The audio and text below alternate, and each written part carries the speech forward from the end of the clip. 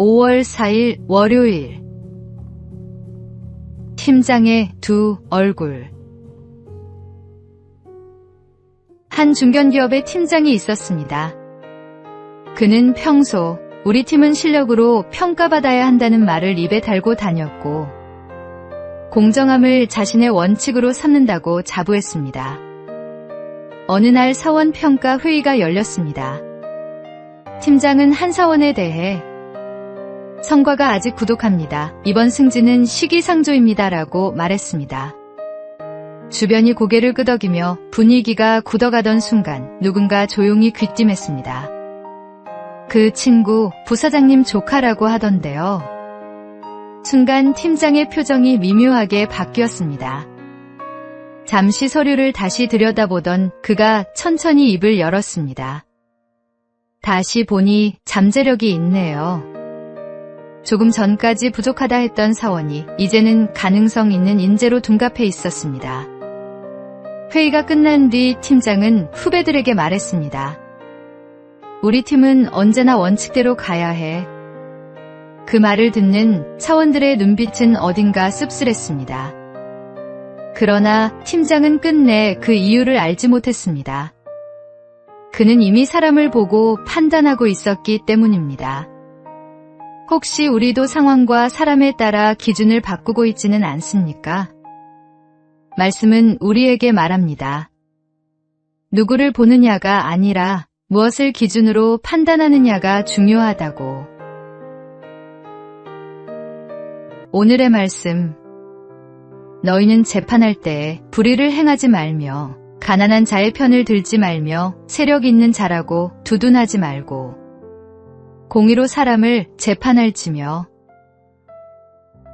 오늘의 만나. 사람이 아니라 하나님의 공의로 판단할 때 우리의 기준은 흔들리지 않습니다. 오늘 내 판단의 기준 앞에 하나님을 먼저 세워 보십시오.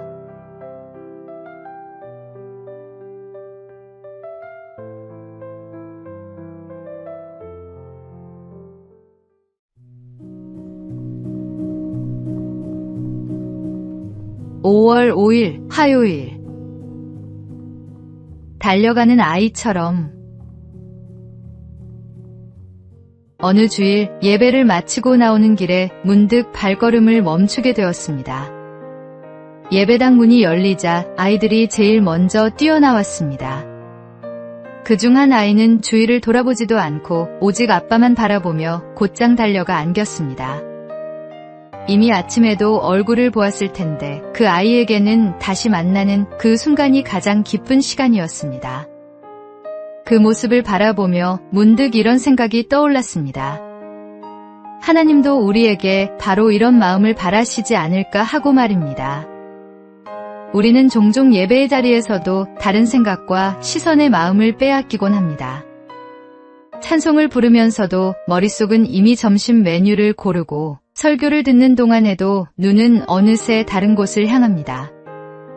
예배 시간에 앉아 있으면서도 마음은 이미 예배당 밖을 서성이고 있는 것입니다. 그러나 예배란 본래 아버지께로 달려가는 행위입니다. 어떤 치장도 어떤 완벽한 준비도 필요 없습니다. 그저 아버지만 바라보며 달려가는 그 아이의 마음. 그것이 바로 예배의 본질입니다.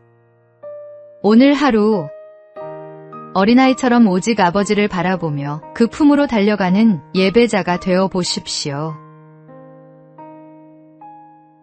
오늘의 말씀. 하나님은 영이시니 예배하는 자가 영과 진리로 예배할지니라. 오늘의 만나. 아이가 아빠에게 달려가듯 아무것도 계산하지 않고 오직 한 분만 향하는 그 마음이 하나님이 기다리시는 예배입니다.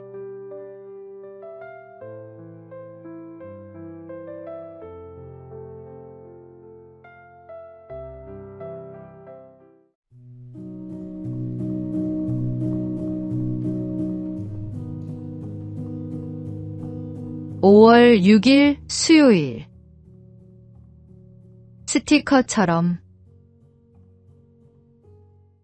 경남 거제도 칠천도 대곡교회는 스티커 모임으로 불리는 다음 세대 사역을 이어가고 있습니다.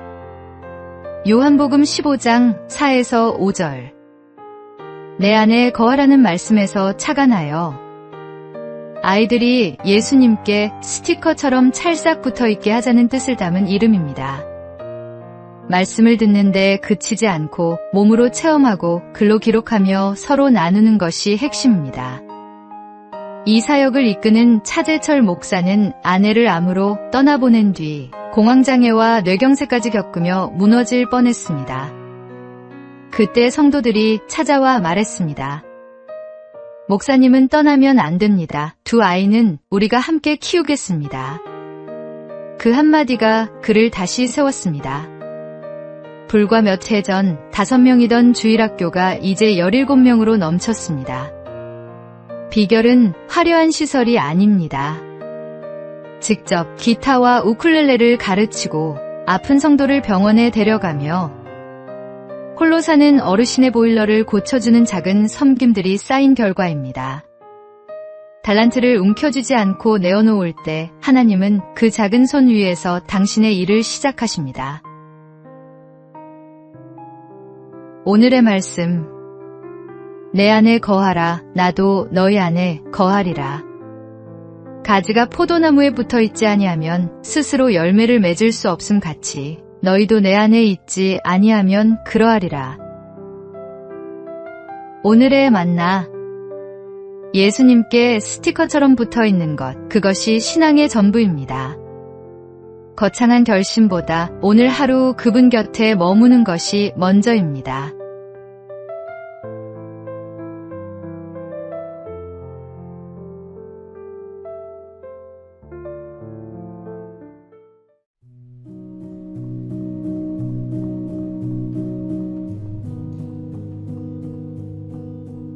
(5월 7일) 목요일. 빠움이 얻은 2평. 톨스토이의 단편 소설에 이런 이야기가 나옵니다. 한 사람이 땅을 싸게 판다는 소문을 듣고 촌장을 찾아갔습니다. 촌장은 아침 해가 떠서 질 때까지 걷고 돌아온 만큼의 땅을 모두 주겠다고 약속했습니다. 다음날 아침 일찍 출발한 그는 큰 땅 부자가 될 생각에 점심도 잊고 달렸습니다. 좋은 땅이 나올 때마다 조금만 덜을 되풀이했고 기진맥진해서야 돌아왔습니다.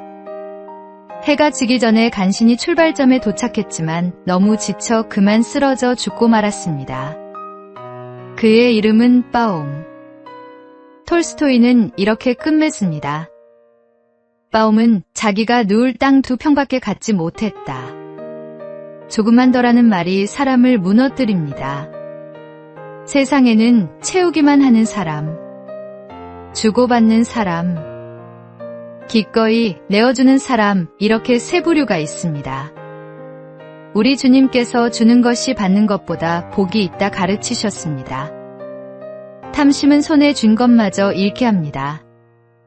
오늘 쥐고 있는 것 하나를 내려놓는 연습이 필요합니다. 오늘의 말씀. 자족하는 마음이 있으면 경건은 큰 이익이 되느니라.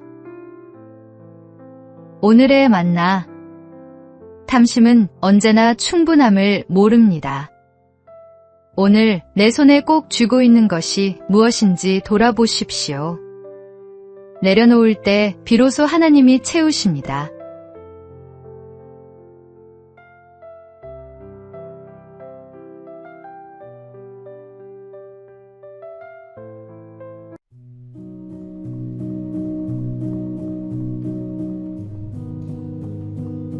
(5월 8일) 금요일. 아빠 개구리의 하품. 남부 칠레의 늪지에는 리노데르마르라는 작은 개구리가 살고 있습니다. 산란기가 되면 암컷이 젤리에 쌓인 알을 낳는 순간 곁에 있던 수컷이 그 알을 모두 삼킵니다.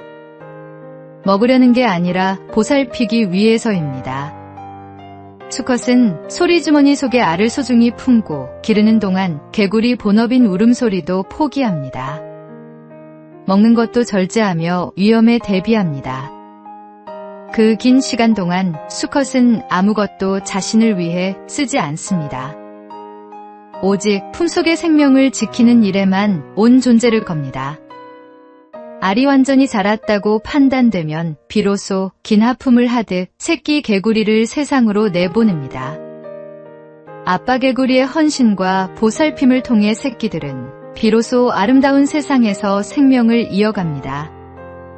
때로 우리는 사는 게 왜 이렇게 힘들까? 내가 왜 태어나서 이 고생일까 하며 부모님을 원망하기도 합니다. 그러나 지금의 내가 존재하기까지 부모님이 치른 헌신은 이 작은 개구리의 하품보다 훨씬 깊고 큽니다. 우리가 미처 몰랐던 수많은 밤, 부모님은 자신의 잠을, 꿈을 우리를 위해 내어놓았습니다. 그 헌신이 오늘의 나를 만들었습니다. 오늘 하루를 마치기 전 부모님께 감사의 말 한마디를 전해보십시오. 오늘의 말씀. 내 부모를 공경하라. 그리하면 내 하나님 여호와가 내게 준 땅에서 내 생명이 길리라. 오늘의 만나. 나를 낳고 기른 손들이 얼마나 많이 희생했는지 생각해 보십시오. 감사는 마음속에만 두기에는 너무 귀한 것입니다.